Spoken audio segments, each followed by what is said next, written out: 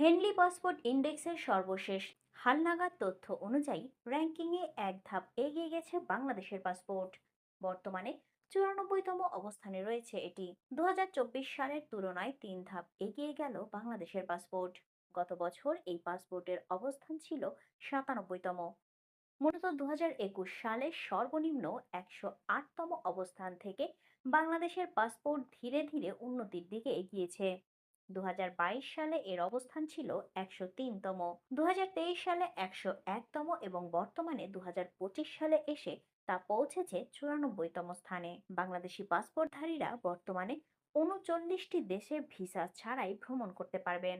এসব গন্তব্যের মধ্যে রয়েছে Bahama, Barbados, Bhutan, Bolivia, British Virgin Island, Burundi, Cambodia, Cape Verde দ্বীপপুঞ্জ, কোমোরো দ্বীপপুঞ্জ, কুক দ্বীপপুঞ্জ, Djibouti, Dominica, Fiji, Grenada, Guinea Bissau, Haiti, Jamaica, Kenya, Kiribati, Madagascar, মালদ্বীপ, Micronesia, Montserrat, Mozambique, Nepal, Rwanda, সোমেয়া, Seychelles, Sierra Leone, Somalia, Sri Lanka, Saint Vincent and the Grenadines, Gambia, Timor Leste, Trinidad ও Tobago, Tuvalu এবং Vanuatu.